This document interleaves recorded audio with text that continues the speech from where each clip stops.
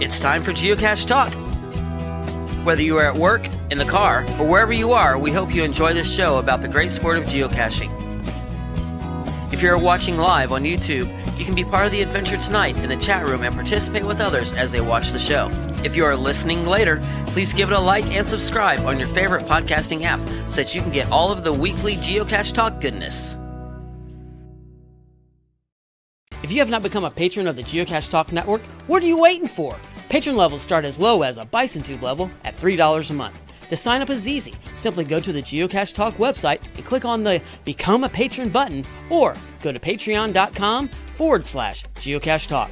Patrons now get the famous Blackout coin, invites to special events, and other really great items throughout the year. Become a patron today. Have you subscribed to FTF Magazine yet? FTF Magazine is the #1 geocaching magazine available. It is a quarterly magazine that you can be part of.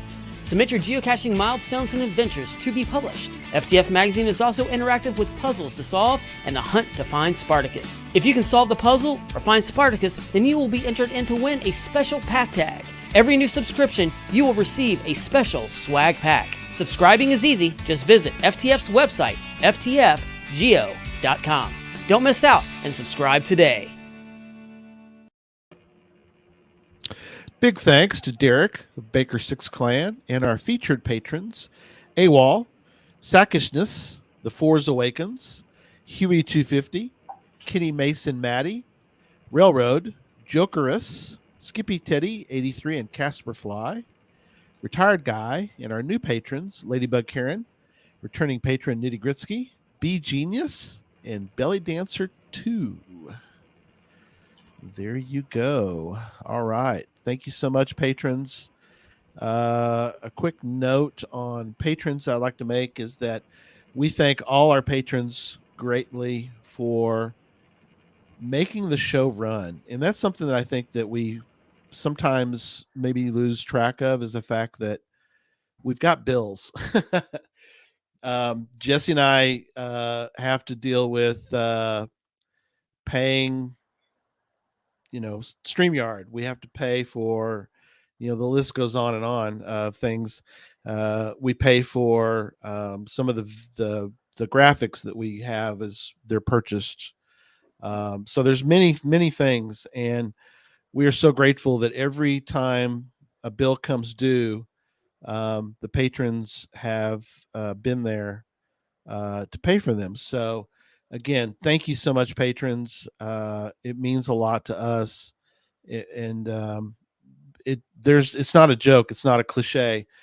This show runs because of the patrons. I mean, we can't afford the bills, for it. So it means a lot that we have folks that have been there since the beginning to, keep the show running. So again, thank you to all our patrons. And so speaking of, let's bring in one of our patrons and our guest for tonight, Tony Salgado. There you are, TKD Scouter.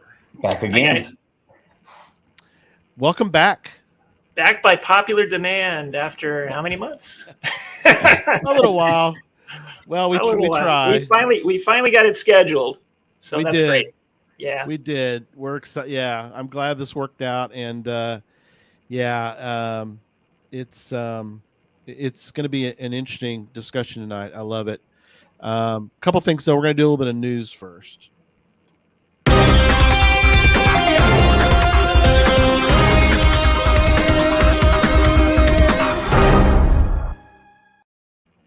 Wow, breaking news. I like that.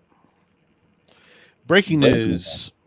It is kind of breaking news, I guess. So I'll start with the bigger breaking news, and we'll work our way backward a little bit. But tonight, starting tonight for the next, it's down to 6 because that's all I've got. I had seven of these Coins for Kids t-shirts to give away.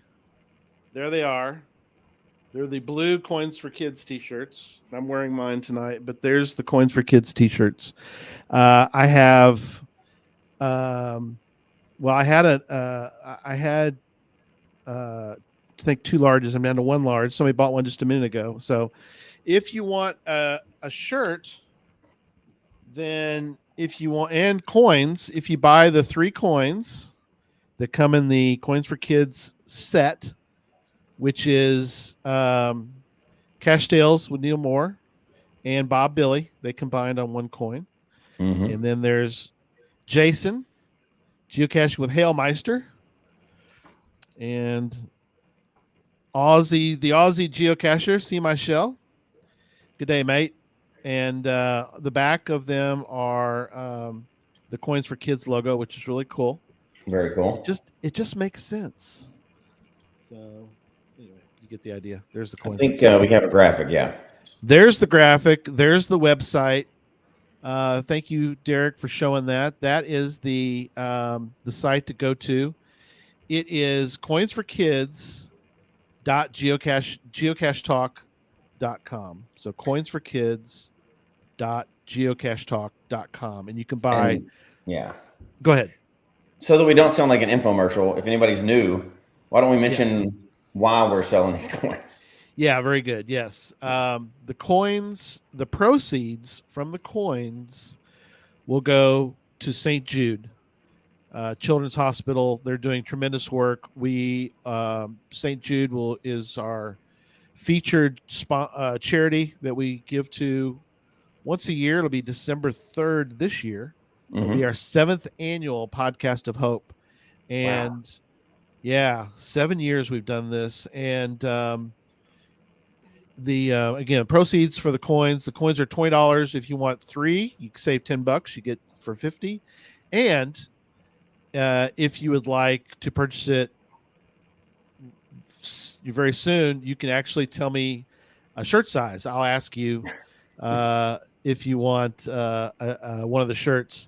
Now, again, I've only got 7 shirts. One's a medium, so if you're not into medium size shirts, maybe have a kid. Yeah, maybe have a kid that could use it or something. Yeah, I mean, whatever size you'd like, I'll give it to you till I run out. But that's right. Yeah, so that's a bonus. No charge for the shirt. Just the what's the website again? It's coinsforkids.geocachetalk.com. Let me double check. I'm gonna put it in the chat. So it's coins for the number 4. No, FOR. FOR. Okay. Yeah. Here, I'll put it in make a banner for it real quick. Oh, you put it in the banner. Okay, that works. Yeah. That'll work. Not a problem at all. I put it in the chat as well. Cool. Those will go fast. Yeah. There we go. Thank you. Yep. Extremely limited number of them. So, yeah. hey, there's a couple of them. You don't have them out there. So small run of shirts that I did get when I was at CoinFest, and I grabbed some. We got some shirts, and so you can. After that point, though, if you like the shirts, you'd like to buy one. Artedcrafted.com has the shirts. If you don't want the blue, you like a different color. And that also, we work with Sean, and the proceeds from the purchase from Arted Crafted will also go to St. Jude. So awesome. It's a win any way you go at it. But for the time being, I've got free shirts, but I only have 7 of them. Actually, I'm down to 6. Tricash just bought one a minute ago, so we've got another purchase. And I think I've gotten a couple more purchases just now. So that is good. Tim bought one. Tony bought one. So this is awesome. So I'll get with them and see what shirts they want, and we'll go from there. So again, thank you guys so much. Again, the proceeds all go to St. Jude.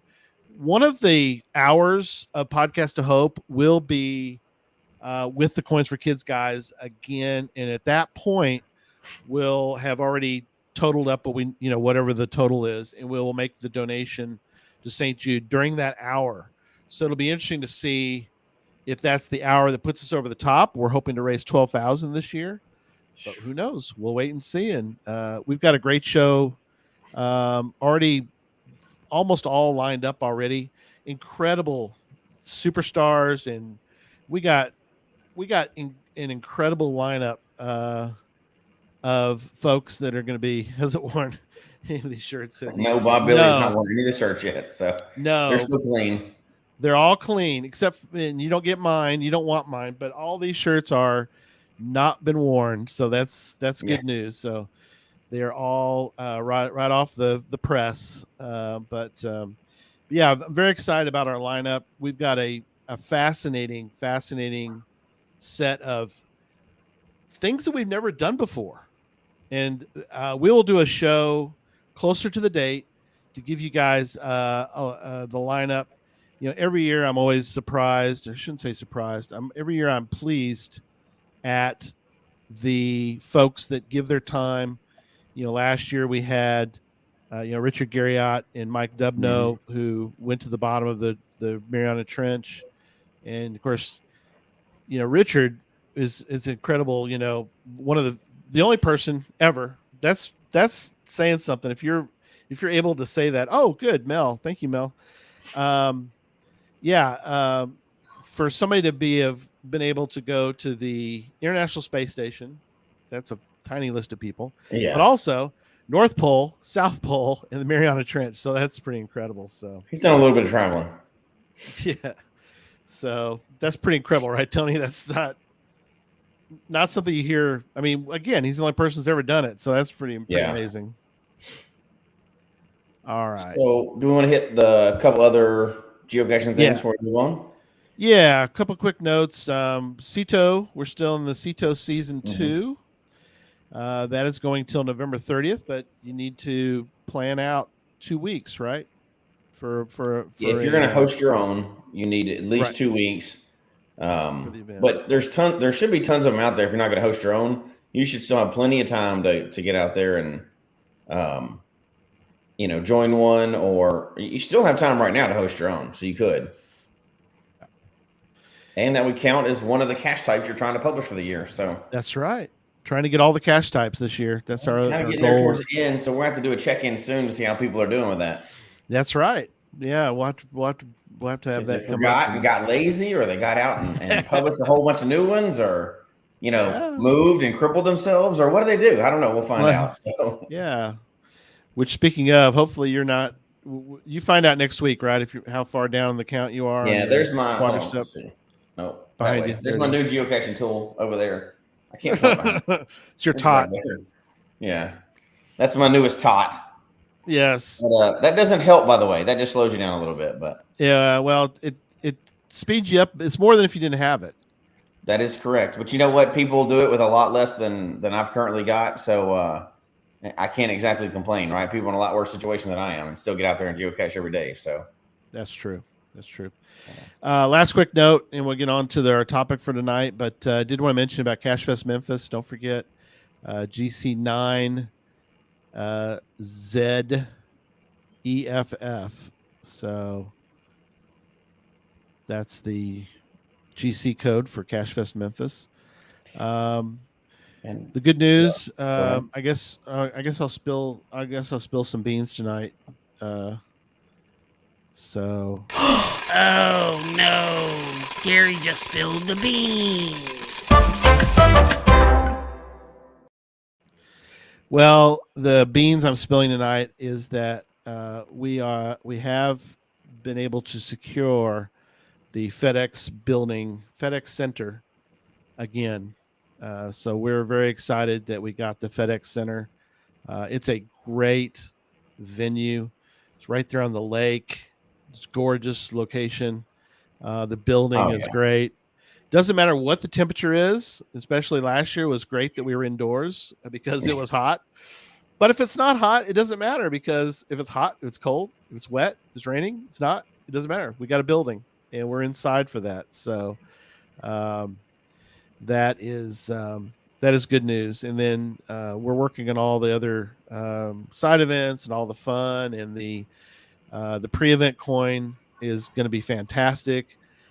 Derek has designed that coin, and Jesse and I aren't the best of or most excited about being about coins. We're not really coin guys to say, but we both are very excited about this coin. Oh yeah, so it was awesome. It gives you an idea of how exciting this coin is, especially for those that are like mega into coins. They're going to love this. If two guys that aren't really that fabulous, excited about coins. I have some coin freak friends that I know they're going to flip over it. So yeah, absolutely. And I have not showed them yet. So no, we haven't showed it yet. We'll spill those beans one day soon. So before we get started, we need to. I know we went live from the couch this week, but for anybody that didn't catch that, benchmarks are going away. The news is out there by now. At least go out and find one before they cut them off. You will regret it if you do not. You won't have that icon, and you'll never ever get it. They're not going to re-release those or anything like that. No, you will kick yourself mercilessly if you do not get that icon. Go get at least just one. Just go get one. Get one. There's ones everywhere if you're in the U.S., right? But if you're not in the U.S., I guess just couch log one. I'll send you a picture of where one is or something. That's right. What do they call it? Armchair logging? Yeah. Armchair logging. Yeah. All of a sudden, Australia logs all the benchmarks in the U.S. Yeah, But if you have the action, if you have the ability to get out there, go and just get one. I'm telling you, you'll regret it if you don't. You'll regret it a lot. Yes, absolutely. Whether you like it or not, I'm telling you, you're going to be mad if you don't. Yeah, benchmarks are still a thing. Yes, they are. Not much longer. Another week or so. Not for much longer. Yeah, not for much longer. Yeah. I think Derek has a funny video that he wants to share. Do you have the video, Derek? I like to see that. If he has it, he can show He's loading it now. Loading it up? Okay. Oh, here we go. Right here. Well, I can't reach it. So I've stuck this in here. Oh, yeah. And I've leaned in. He does have a tot. To get to the tree.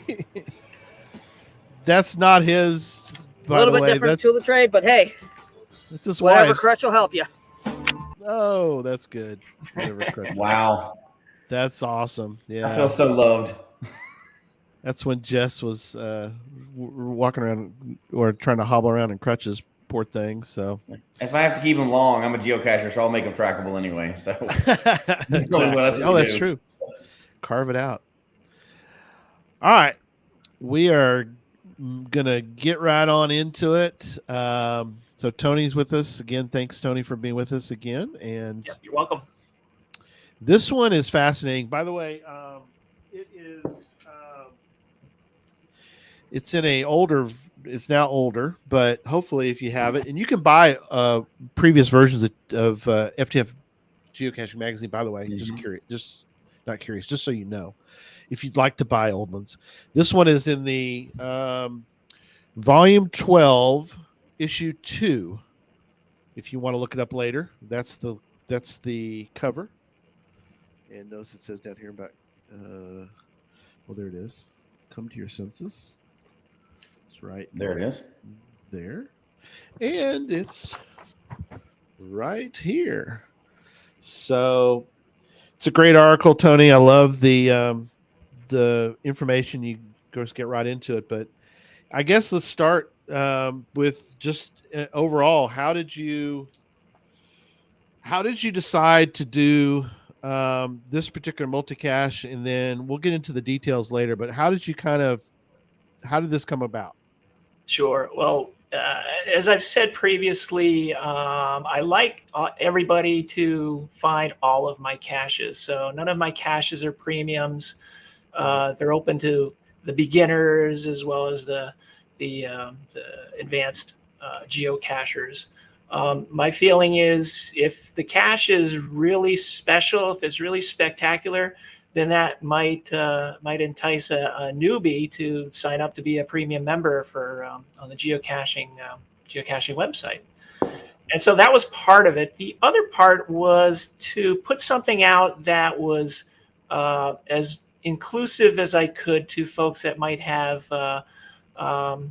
challenges, sight challenges, hearing challenges, and so forth. And so that was kind of the genesis of how I decided to put something like this together. The theme, of course, is your five senses. So that fell pretty easily into a 5-stage multi. Very cool. Yeah, absolutely. And been out since 2018, Yeah, and 4 years. 4 years. So that's good. And we'll talk about the maintenance on that in a little bit. But Yeah. so but yeah, so 4 years, still active, and very what are some of the comments that you've had? Have you had a good reception to this multi, or has it been a struggle to answer a lot of questions, or do you feel like it's a pretty straightforward It's pretty multi? straightforward as Okay. long as all the stages are working correctly. Right. The most comments on a particular stage are the sound stage, which usually requires a buddy, two people Oh, cool. to do it easily. Right. You can do it with one person, but it's more challenging. But that's Right. the one that gets the most comments. Oh yeah, that's a cool cache. That's a cool stage. Yeah. That's awesome. Uh, One of the other things you mentioned in the article, which I think is a great thing, because we've kind of championed we've had folks on who have some sensory challenges from in various ways. We've had folks on that have some visual impairment. We've had wheelchair accessible discussions. Jesse and I have talked about that. We've had people on who are in wheelchairs who geocache and kind of give us a breakdown of what they go through, and how we can help facilitate helping them to cache more. But I like you put one of the comments you put in your in the article, Tony, was, it says, here are some additional thoughts. Consider teaming up with your local association for the blind and visually impaired. They may have resources to create printed braille instructions for your cache. They can be read by running fingers over the raised dots. Once again, imagination and a good theme are the keys to creating a memorable experience for everyone. It's certainly better if you can be as inclusive as possible to attract potential new cachers. I love that. That's really it's a great idea, and it's something that we don't do often enough, I think. Right. Ideally, if I had my choice of wherever I could put this, I would put this in a place that was wheelchair accessible for all the stages. Unfortunately, I wasn't able to. So but at least I have some stages that are geared toward the hearing challenged or the sight challenged folks. Yeah. But you can always make it better after you put something out and say, well, I wish I had done that. I wish I'd done that. But you do what you can. And hopefully at the end of this program, this will inspire other geocachers to put something out similar and make it better, and put their own spin on this type of multi or this type of hide. Yeah, no, absolutely. That's something we really strive to do on this show, is to do that very very thing, is to get people thinking and doing things that are not what they might have thought of before. And this is these are the shows I really enjoy, or when we can inspire our viewers and listeners to think about that. So we got the cache page up for those that are watching, and I will mention for audio listeners too. Of course, it's in the show notes, so it's always out there if you want to go to our show notes. But for audio listeners, it's GC7W as in water, 8P as in puzzle. It's not a puzzle, but P as in puzzle. K as in kayak. So GC7W8PK is the GC code for Come to Your Senses. It is a multicache, and 5 stages. So let's I guess let's kind of go through some of the details of this cache. So where is it located, Tony, and what is the layout of where this multicache is? And this might give people also an idea of maybe what they can do in their local area, or if you're in Sure. Vermont, you might want to come. Yeah. You might want to come do this one. Certainly. Yeah. It's located in a nearby town in the village walking trail. It's Okay. 8-foot wide crushed stone. So with help, somebody can push a person in a wheelchair around that. It's like a 1 mile circuit. Oh, cool. Yeah. So it's not a lot of jumping over big tree branches and fallen oaks and stuff like that. Each cache stage is maybe 40, might be 40, 50 feet off the trail, but it's in a flat area. So it's Cool. Easy to get to the hiding location. So Nice. Not bad at all. Not a lot of bushwhacking required. And it's Gotcha. fairly dry in that area too, so you're not going to get wet. And for those that happen to go to Vermont to do the cache, it's in Colchester? Colchester, yeah, which Okay, is cool. Right near Burlington. Oh, okay. Awesome. 5 minutes away Yeah. from Burlington. Yep. Yeah. So let's kind of go through, and we talked before the show, and I told Tony, it's like, you could spill as much about this cache as you wish. He's like, well, it's been there 4 years, so I guess, but still, if you want to leave some of it a mystery, that's fine too. But Okay. we'll kind of go through and at least kind of give some of the basic info or whatever you'd like to give. How it's set up, not information-wise. necessarily the answer, right? That's what we're looking for. Yeah. There you go. Yeah. I'm not going to give out no coordinates, no. But There you go. I'll tell Perfect. you what the setup is and what you might find and what you have to do in order Excellent. to get to the next stage. And Right. Hopefully each stage is entertaining enough that you'll want to keep going to the final. Yeah. That brings up a good question too, and we talked about this before, and we talked about it offline too. But because we've talked about this, each one of these could have been an interesting cache on their own. What all made by you itself, it decide would have been to fine. do that? Correct. Yep. Yeah. Yep. That's correct. You could split this up into 5 separate regular traditional caches, and made it so that it's on a one terrain, so that everybody can get to it. So it's easy within reach of grabbing.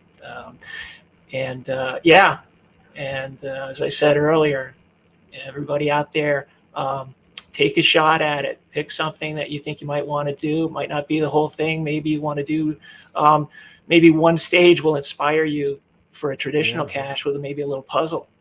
And that's just as good.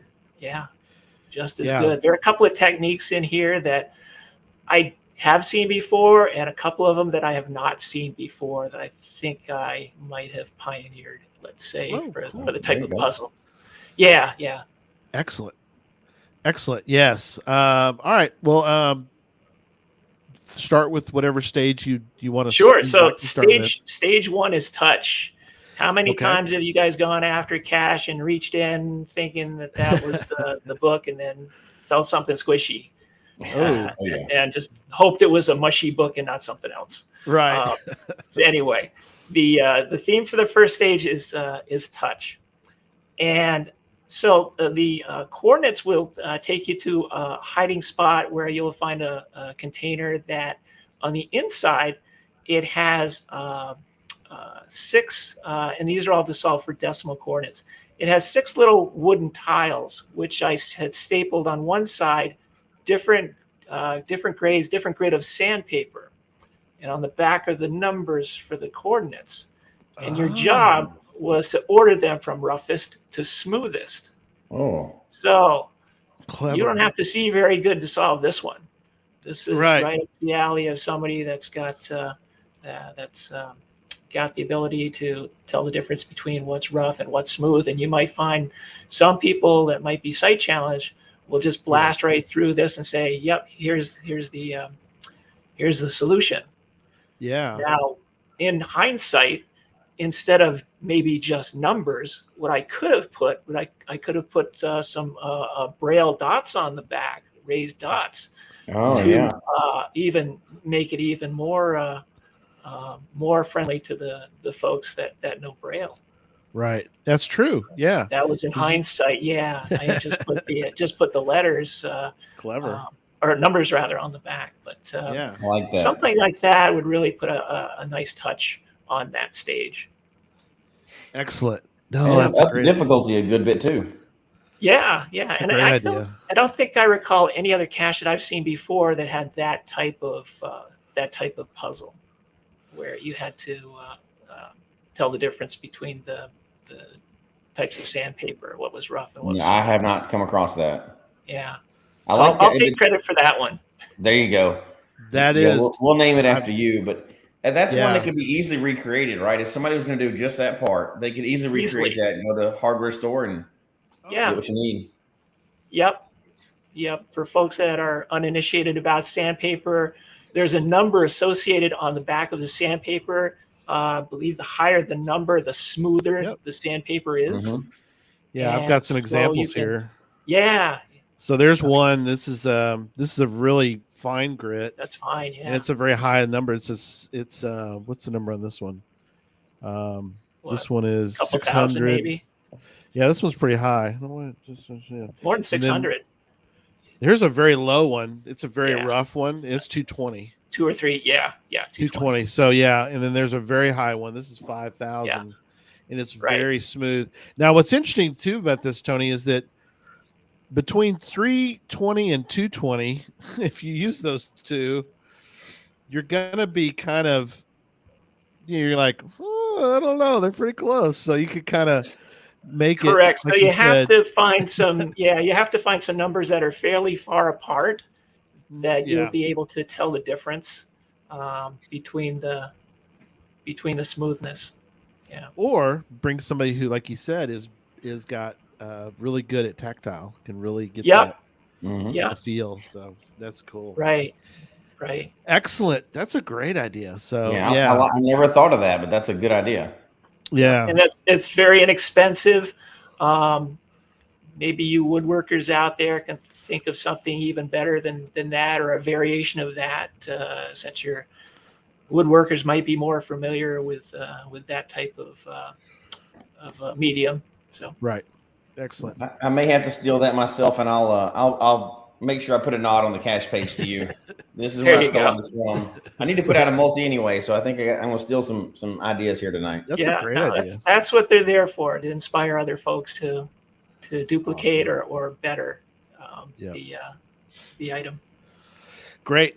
On to stage 2. Stage 2 requires stage 2 requires your nose. Do we have some questions? Hang on. Yeah, hold on. Yeah, sure. So that one sounds like it's pretty simple to put together, but how have people received that? How do they do on stage 1? Good question. Yeah. The only problem that I've had is occasionally the sandpaper will get wet. I did replace it at one time throughout the 4 years. I might have to go back and put in a fresh batch again. But as long as they're fairly fresh, it's not hard to solve the puzzle. The hardest part for folks was the directions.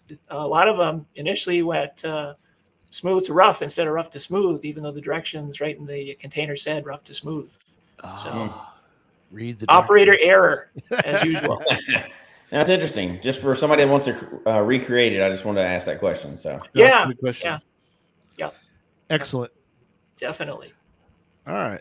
And some people comment. I wanted to bring up again. One of the stages, it can be done by yourself, but it's nice to have a buddy. Is that a good way to put it, Tony? That's correct. Okay. So, because people say they cache alone, it's like, well, you can cache alone, but it's easier with a buddy. But you can make it work. So, Yep. All right. On to stage 2. All right, stage 2 requires your nose. It's the smell stage. So this one I have seen before, where there's a cache and there are different items in the container, and you have to smell the items, and there is a code or something that says if it's this item, this is the number. If it's this item, this is the number. So I have seen that before. Right. And mine is similar to that. I had one particular item which I had double packed, Okay. double bagged, Right. for the person to figure out what it was. Okay. And there's a key card inside that container which has numbers associated with each letter. So let's say it was a smell of an orange for orange. So 6 letters for orange. You look up the number for ORA, and that would be the north, and NGE for the west coordinates. And that's how that one would be done. Cool. Fairly simple. As I said, I've seen variations before where there might be multiple items. I think West Virginia, Tim, might have put one out. Yes. We had different fragrances that you had to figure out what they were. Right. So how has the maintenance been on that stage? Seems like smells would maybe decrease over time or something. Not the way I had it packed, and not what's in there. Okay. I have had to do no maintenance on that stage. That's awesome. Wow. I have had to. That was the one you thought, well, maybe I'd have to do a bit. No, it's been very sturdy, very steady. Yeah. So very happy with that stage. Yeah. Without telling us, but as I said, I had put the item in a little container, and then another container after that, and a baggie after that. So there was no chance of any smell leaking out. So sort of triple. Yeah. Triple done. That's great. Without telling us what the smells are, because we don't want to ruin the puzzle. Did you pick smells that were very obvious, or the smell that I used was obvious? Yes. Okay. Yeah. Okay. Everybody would know what that is. Yeah. Okay. I think there's some too. It's not. Is it wintergreen? Is it spearmint? Is it peppermint? Right. Okay. Yeah. Just mint. It's distinct. Yeah. Yeah. Okay. It's an obvious smell that everybody would know what it is. Yeah. I think WV Tim's done that too, where he suggests using things that we would all like. Cinnamon is cinnamon. I mean, you can kind of smell it, and kind of know. Yeah. You don't want to like you said, you don't want to make it like if it's mint, it's mint. You don't want to try to do some sort of crazy peppermint spearmint. Right. You know, the point of the stage, going with the theme of the cache, is to use your nose, so you don't have to see what it is. You don't have to feel what it is. Right. Perfect. I like it. Oh, that's awesome. All right. Cool. All right. So, and if anybody has questions during this, please. I mean, there's some comments in our wonderful chat room. They're talking about some other things as well, which is great. That's what the chat room's there for. But if you do have questions, they're all watching Doctor Who, I think. They're talking about making the trip out. Scouter 74 says he's going to make the trip out to Vermont. So he foolishly, well, I'd say foolishly, but he did invite Direwolf along, which I don't know why in the world you would do that. But must be, Yeah. If you're in the area, message me definitely, and I can point you at some good caches as well as some other local attractions. Sure. That's great. Yes. I like it. That's 2 good stages that could easily be freestanding caches. Easily be puzzles all by themselves. Absolutely. Yeah. Oh, I see now. I see why he did it. Is Direwolf says he's going to pay, so that's good. Nearby. So, well, they're about 60 miles apart, but yeah, make. Is that over in the Schenectady area, over in the Western New York State? You guys? I'm not sure where they are. I don't know where Direwolf. He'll let us know in the chat room. Where he's at, but I forget off the top of my head. But Syracuse, maybe. I don't know. Yeah. All right. On to stage 3. All right. I'm just reading Tom's Doctor Who comments. Yeah, I've been watching Doctor Who. Right. I don't want to read any more comments. No spoilers. That's right. They're in Bloomington. I remembered that. I'm sorry. I shouldn't. Yeah. Oh, that's right. Yeah. That's right. Yeah, they're both in Illinois, but they're a good close trip. to each other. They're relatively close to each other, but then they could make the trek over. It's kind of the thought. Yeah, that's a good trip. Sure. Yeah. Very good. So, Cool. All right, moving on to the next stage. Yeah. The next stage I have seen before several times, and I've always been amazed and impressed and said, boy, if I ever do something like that, I'll do it. And it's the sound stage. And this incorporates, and this incorporates a wireless doorbell. Nice. So the coordinates from smell takes you to the wireless doorbell button, and you press the button, and farther down the trail, you'll hear something. Yeah, you can hear it. Now you can press the doorbell and then run like heck down the trail and see if it's still chiming. Yes. Or you can have a second person a little ways down the trail and press it and see if they can zero in on where the chime is coming from. And at the chime, there are written the coordinates to the next stage. I love that.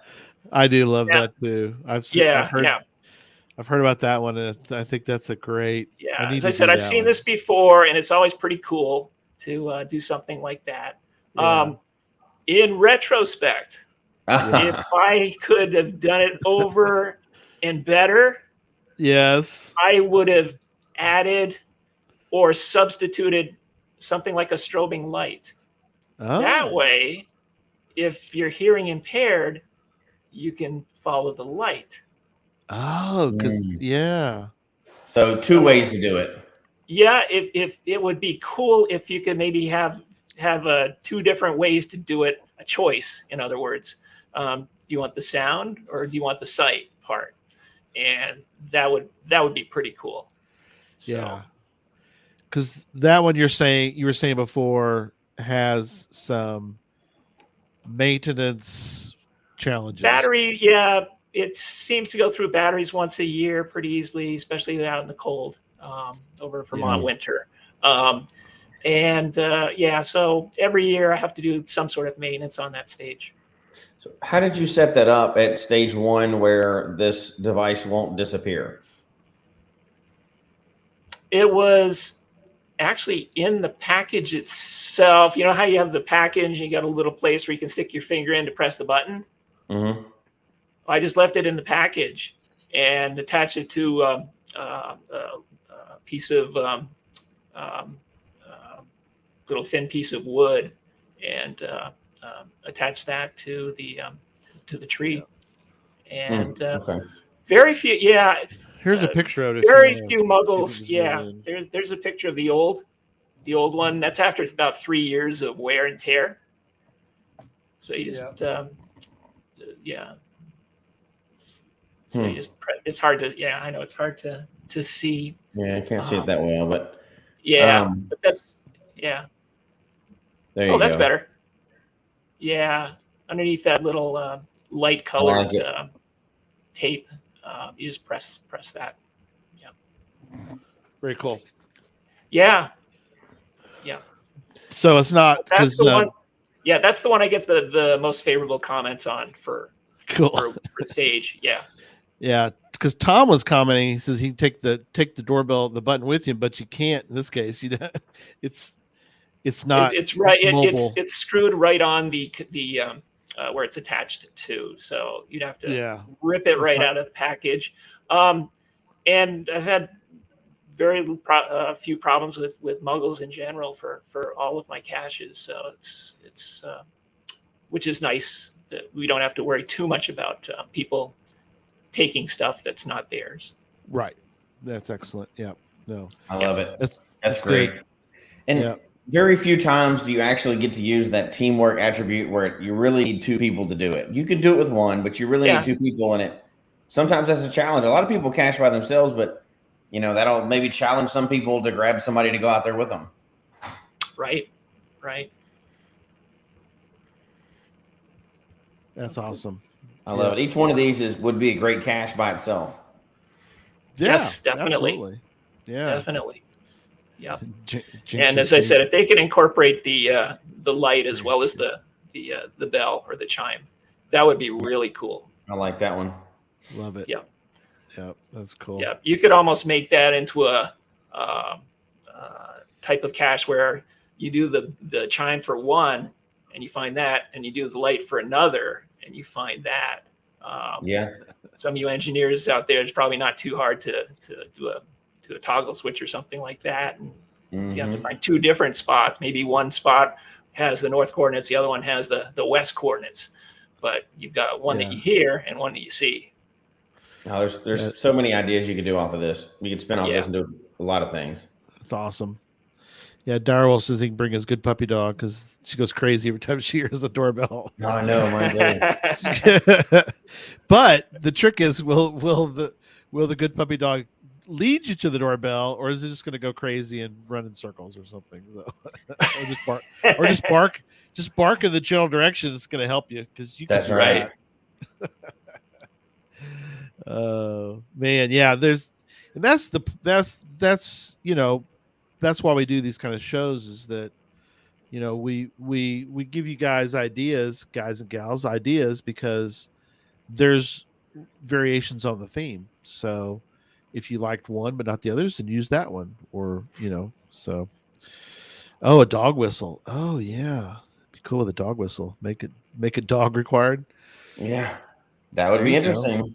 That'd be different for sure. Yeah. All right, on to stage 4. Stage 4 is sight. And this one I've seen before. I made it very, very simple, considering that we might have cachers that are brand new to geocaching. I wanted this to be as simple as possible. So what I did at the sight stage was I had a card with a matrix of numbers on it, and at the top was north and the side was west. And in invisible ink, I had circled the north coordinates and circled the west coordinates, and it would be revealed with an ultraviolet light, right? Which a lot of folks will just put that in their attributes. Requires ultra UV light. I left the light in the container myself. Oh, okay. Keep it as simple as possible. And they open it up. They say, "What's this?" "Oh, this is a cool light." Shine it and say, "Oh, spooky, neat. I got the coordinates." Yep. So yeah. So I wanted to make it fun and easy to do. Yeah, that's something too. As we talk about this tonight, is you could go crazy. You can make it Jesse proof, or you could make it real easy. You can make it real. Yep.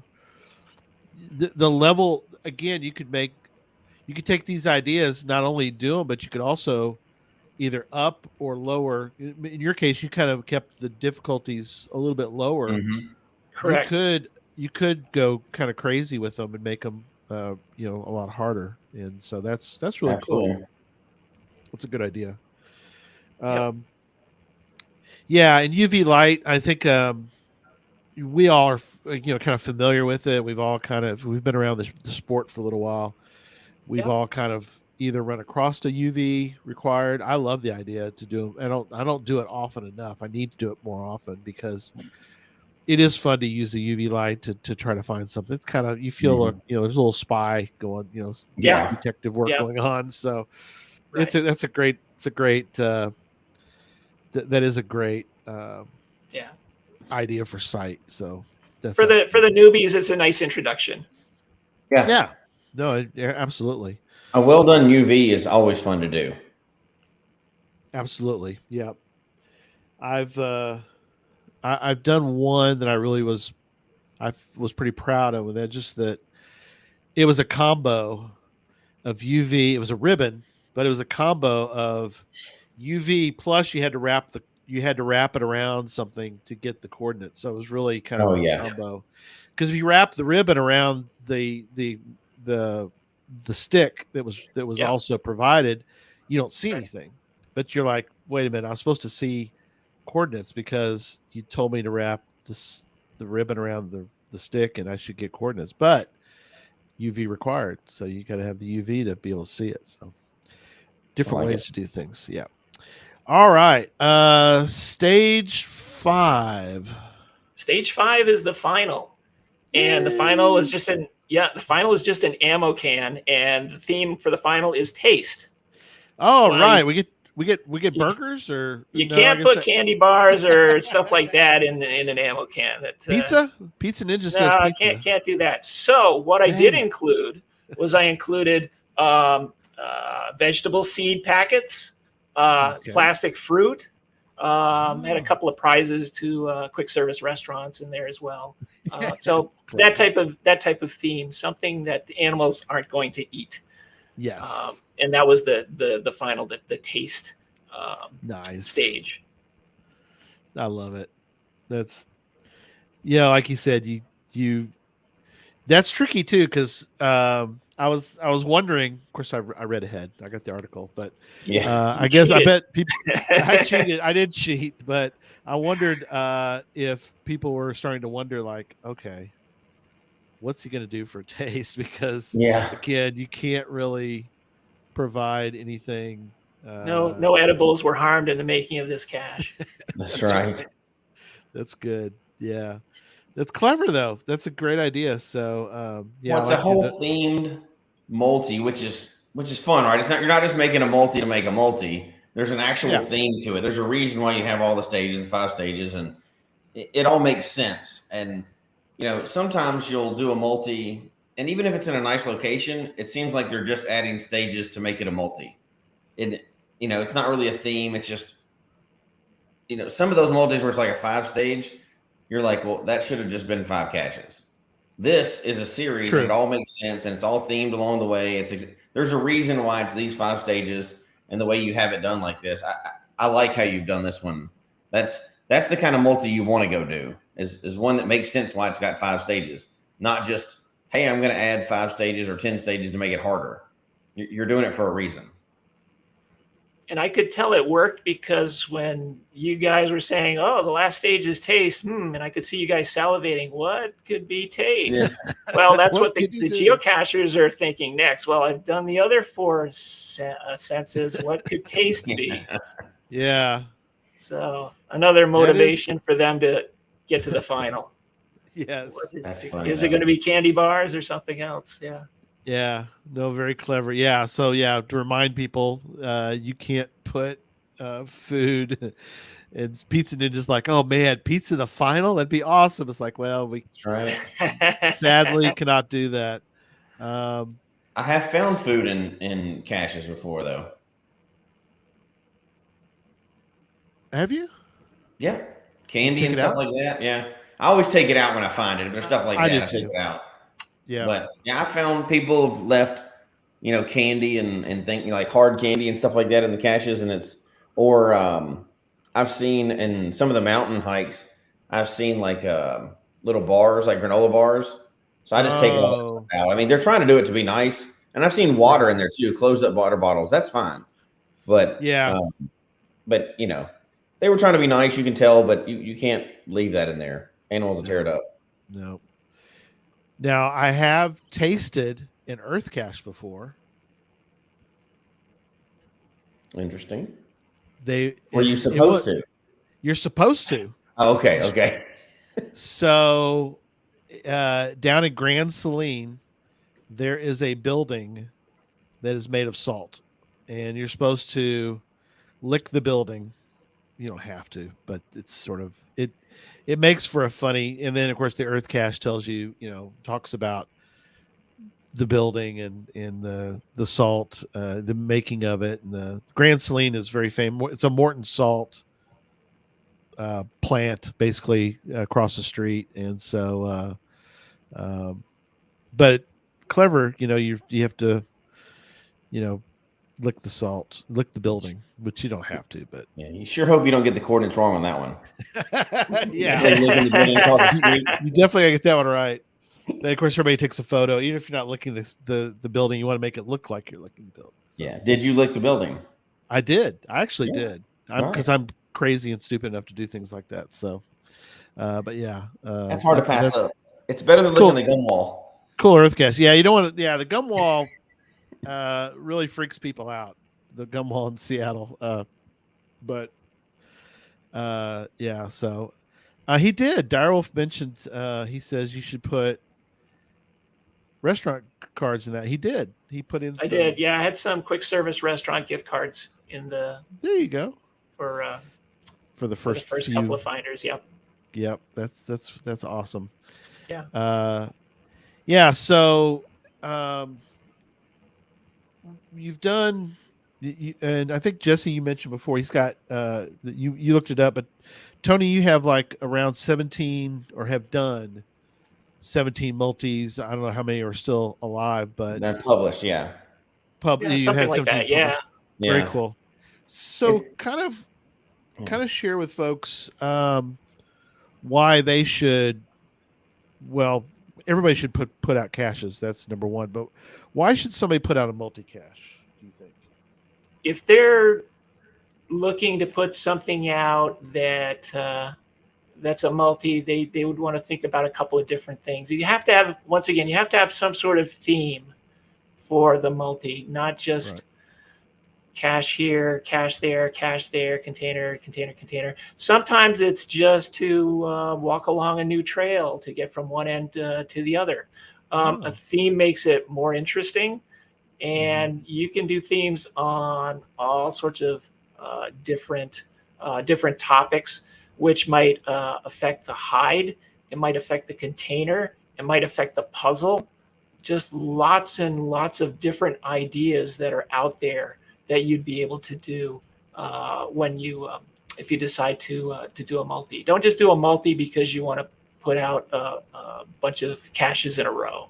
That's not what people want to find. They want an experience. They want a memory of some sort.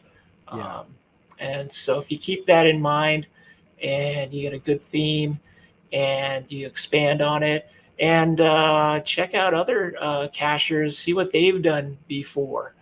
Sometimes you can incorporate one or two ideas from them, which is what I did with this one. Then it can become a memorable multi-cache. They are, they can be, like you said, they can be great. One of the things I've done was I wanted folks, like you said, I kind of took the idea of what would I want if I was, if I want to go find a multi-cache, I want to do one that I would want to do if I was on the other side of it. And one of the ones was here in town is there was 2 or 3 places that I thought were very cool to see that most people who are not from the area would want to come see.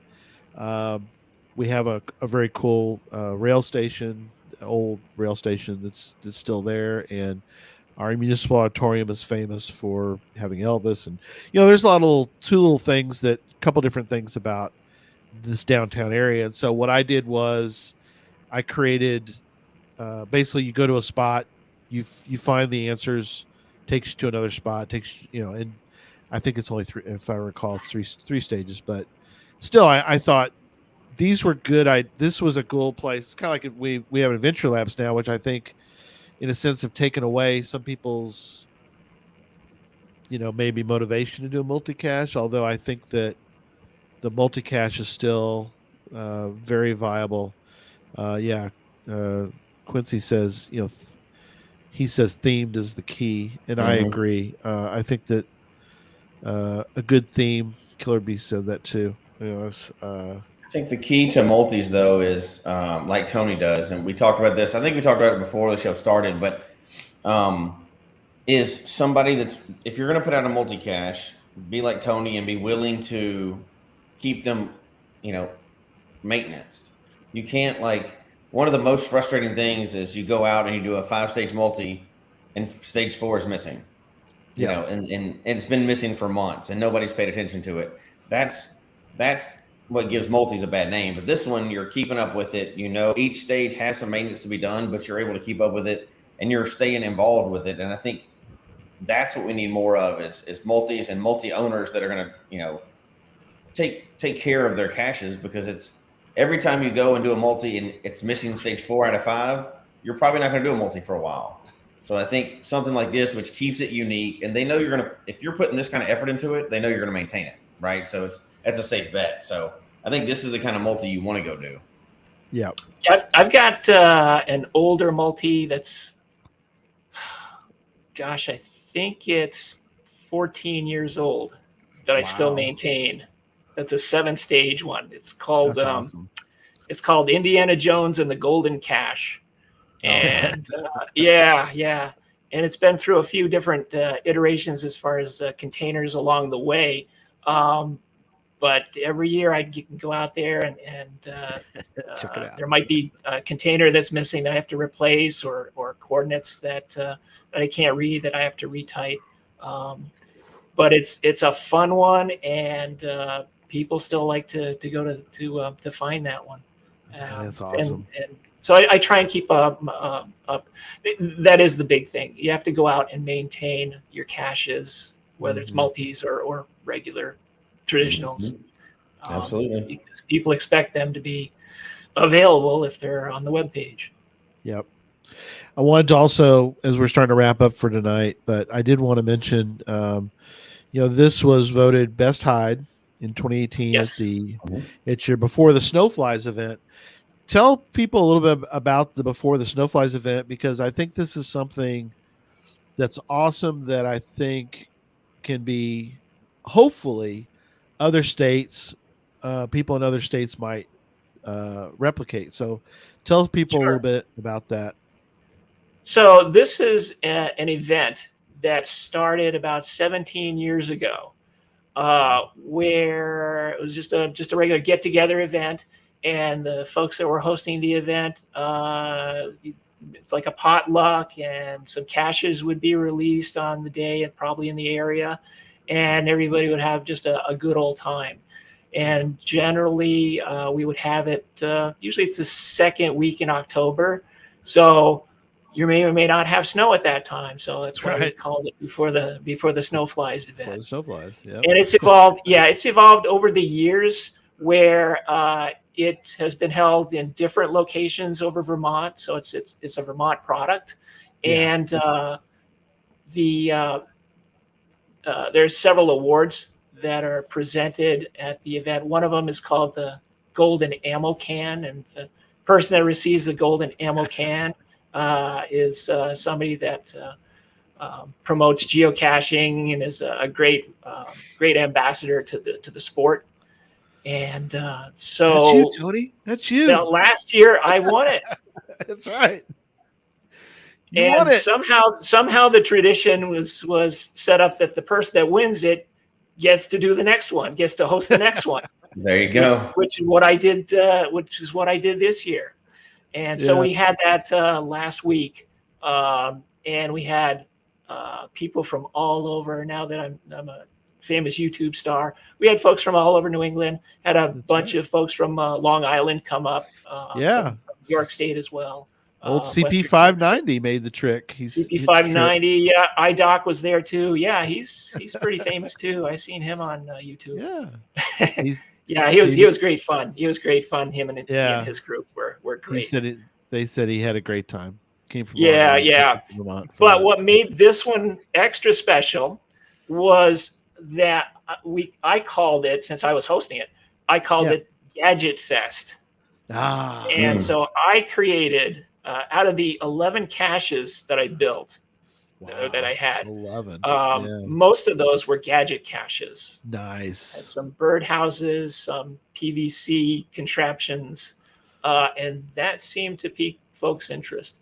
And I got some great comments on everybody, how they enjoyed the caches, as well as the food and the camaraderie that we had there. Yeah. As far as body count, there's something like 100 people at the event. Yeah, that's awesome. Yeah. That's fun. That's a lot of fun. It is. Yeah. And there's cool. I don't know if you want to go to the webpage, you can see the photo. Send that. What is the website for that? Do you know what the? It is. That's a good question. Let me find it here. Yeah. Under mine. I love and people can take that theme while you're looking that up. People can take that theme and change it. So generally, Snowflies could be anything else. Yeah. Yeah. So generally, what it was is it's a potluck that everybody brings some stuff. And whether it's in crock pots or cold sandwiches, chips, desserts, things like that. And Love it. And we just have a good old time and find geocaches and talk about geocaching. So That's before awesome. the Snow Flies events, that is GC 9, X as an X-ray, QQN as in Nancy. So GC 9 XQQN. Awesome. There we go. I put it in the chat room too, so people can see Yeah, that. yeah. Nice. Awesome. Well, There are lots of comments there. So Yeah. you can, Very cool. folks can peruse around the pictures there and check out the comments and maybe get some idea on what they might want to produce. I also had a path tag made for the event as well, which shows you right on the webpage what the path tag looks like, right on the top of the page. Love it. All right, final thoughts. I'll jump in first so we can finish with Tony. That's good. The reason why we highlight things like this is for many reasons, but one, you're adding a lot to the game, which is good. You're not just throwing a pill bottle under a bush. You're spending a lot of time. This is not your only cache, obviously, and spend a lot of time doing this. You hosting this event to do it too, but you're not just chasing numbers or anything else or thinking about it. You're thinking about everybody that's in the game, and we don't slow down a lot of times enough to do that. And you're being inclusive of people that have different abilities, and I think we always try to highlight that, but I think it's always important to recognize when people are doing that. And I think that's why this one, besides just being fun and something other people can create, is so fascinating. So thank you for that. Yeah, I completely agree with that. And just making the comment for folks is that, take some time. Don't, instead of doing another traditional, just, think about the possibility of including it into like people have said in the chat room. Make sure it's a well themed, but also something that you're able to maintain. And so there's some ways to do that. Whether you want to find some virtual spots or make the stages a different. I mean, it depends on your level of that you want to go with, but. I think that it's important that we keep all the cache types, available. And we have the challenge this year. We want everybody to hide one of every cache type. So hopefully it's October. So if you haven't gotten on that, you better get on it quick because time is fleeting and almost up for the year. Yeah. So you want to make sure and do as many different cache types as possible. I've got 3 left, I think, of all the cache types. I've only got 3 to go. So I am sort of up to it, but I need to get the last 3 done. But anyway, again, thank you so much. So Tony, we'll wrap up with you. Give us some of your final thoughts, sir. Sure. So once again, stuff that we've already covered. If you're going to put a cache out, whether it's traditional, multi, or something else, put it out with some thought. If you're going to have some multi or something, something that you want people to have interest in, get a good theme, get a good location, make sure you're able to maintain it as well. And if you're not sure how to do something, if you say, well, I really want to do this type, but I'm not sure how to build it or how to wire it or how to do something about it, there are folks out there that you can ask. Lots of folks out there that you can inquire about how to do something. So don't be afraid to reach out to other geocachers for their help, for their ideas. And most importantly, just have fun with it. Just have fun with it and keep in mind that a lot of new people, that might be their first experience. It might be with your cache. So have fun with it. Yeah. Very cool. Again, thanks, Tony, so much. And thanks, everybody, for being with us tonight. And next Sunday is Gadget Talk. So looking forward to that show next Sunday. And again, for folks, don't forget, I've had some orders tonight, so I'll get with those folks. But make sure you buy a set of the Coins for Kids. We would encourage that. You get coins, plus you get the donation to St. Jude during Podcast of Hope. So we'll do that night. It'll be exciting for that. So, all right. That is all, and we'll see everybody. Have a good week, and we'll see you guys on next Sunday. So, good night, everybody. Very good. Everybody. Thanks, guys.